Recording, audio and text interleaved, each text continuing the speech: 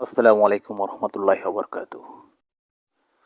رب اشرح لي صدري ويسر لي أمري واحلل عقدة من লিসানি ইয়াফকাহু কওলি আম্মা বাদ।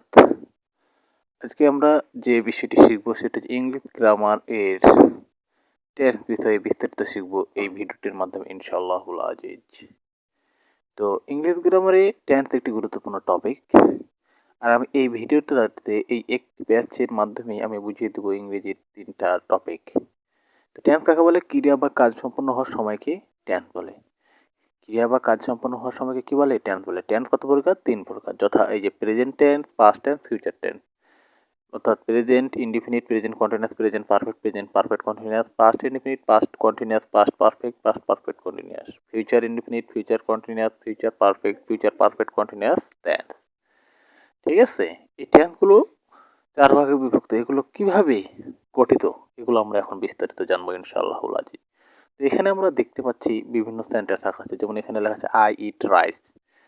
ঠিক আছে, আই ইট রাইস, এখানে এগুলো কিন্তু কি একটি সেন্টেন্স। তো আই ইট রাইস, এখানে আই হচ্ছে সাবজেক্ট, ইট হচ্ছে ভার্ব, রাইস হচ্ছে অবজেক্ট। আই অ্যাট রাইস, এখানে আই হচ্ছে সাবজেক্ট, অ্যাট হচ্ছে ভার্ব, এরকম subject verb object, subject verb object, এইগুলোই হচ্ছে টেন্সের রুলস। এখন আমরা শিখব যে কিভাবে আমরা আইডেন্টিফাই করবো যে এটি প্রেজেন্ট ইনডিফিনিট টেন্স, না পাস্ট ইনডিফিনিট টেন্স, না ফিউচার ইনডিফিনিট টেন্স। ঠিক আছে, তো প্রেজেন্ট ইনডিফিনিট টেন্স চেনার উপায় কি?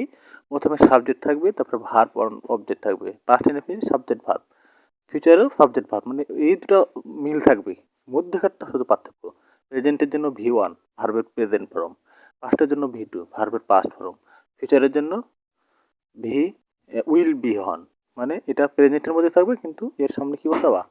উইল বসবে। তাহলে আমরা কি বুঝতে পারলাম? Present indefinite, past indefinite, future indefinite tense আমরা কিন্তু শিখে নিলাম। এবার আমরা যাব past present continuous, past continuous, future continuous. তো প্রেজেন্ট কন্টিনিউয়াসের ক্ষেত্রে সাবজেক্ট V1 আইএনজি অবজেক্ট বসবে, পাস্টের ক্ষেত্রেও সাবজেক্ট V1 আইএনজি বসবে, ফিউচারের ক্ষেত্রেও সাবজেক্ট V1 আইএনজি বসবে।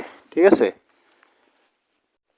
তো প্রেজেন্টের ক্ষেত্রে কি বসবে? এম ইজ আর, পাস্টের ক্ষেত্রে ওয়াজ, এম ইজ আর, পাস্টের ক্ষেত্রে ওয়াজ ওয়ার, এবং ফিউচারের ক্ষেত্রে এম ইজ আর, পাস্টের ক্ষেত্রে ওয়াজ ওয়ার, এবং ফিউচারের ক্ষেত্রে উইল বসবে। ঠিক আছে, এভাবে আমরা কমপ্লিট করব। প্রেজেন্ট পারফেক্ট টেন্সের ক্ষেত্রেও একই কোয়ালিটি। দেখো এখানে সাবজেক্ট আছে, তারপরে V1 V3 আছে অবজেক্ট, সাবজেক্ট V3 অবজেক্ট, পাস্টের ক্ষেত্রে সাবজেক্ট V3 অবজেক্ট, ফিউচারের ক্ষেত্রে সাবজেক্ট V3 অবজেক্ট। এটা পারফেক্ট টেন্সের ক্ষেত্রে। তো প্রেজেন্ট টেন্সের ক্ষেত্রে হ্যাভ হ্যাজ বসবে, পাস্টের ক্ষেত্রে সাবজেক্টের পর হ্যাড বসবে, ফিউচারের ক্ষেত্রে সাবজেক্টের পর কি বসবে? উইল হ্যাভ বসবে। এভাবে আমরা টেন্স বিস্তারিত শিখতে পারবো ইনশাআল্লাহ।